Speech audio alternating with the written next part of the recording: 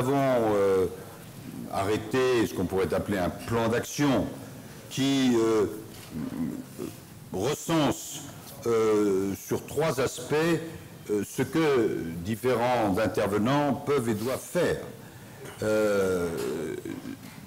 Les rapports ont été établis dans des tables rondes présidées par l'Italie, le Liban, l'Irak.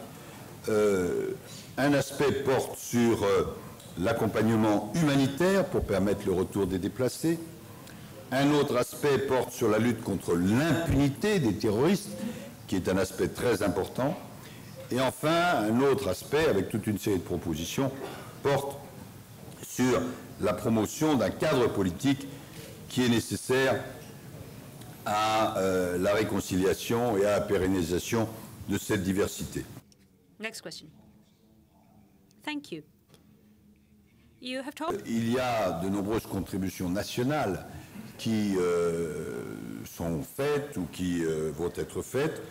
Et à titre national, la France a décidé la création d'un fonds national d'urgence d'un montant de 10 millions d'euros pour financer des actions en matière de logement, d'éducation, de santé, de déminage et de lutte contre l'impunité. Cela vise notamment la réhabilitation du camp de déplacés de Bar d'Arrache, qui accueille près de 9000 personnes, la construction d'une école destinée à accueillir plusieurs centaines d'enfants, la mise à disposition de logements pour des déplacés à Erbil en appui d'un projet de l'œuvre d'Orient et différentes actions en appui des forces irakiennes et à Kobané d'aide au déminage.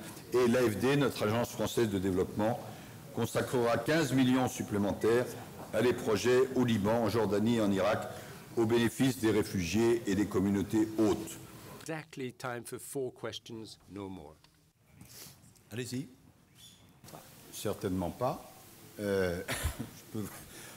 Je peux vous confirmer que les décisions qui étaient prises et annoncées par le président de la République hier sont suivies des faits, puisqu'il avait été dit qu'il y aurait des vols de reconnaissance, mais il a été ajouté que ces vols de reconnaissance détermineraient le moment venu telle ou telle action qui devra être prise, et le moment sera venu lorsque nous vous le dirons. Madame.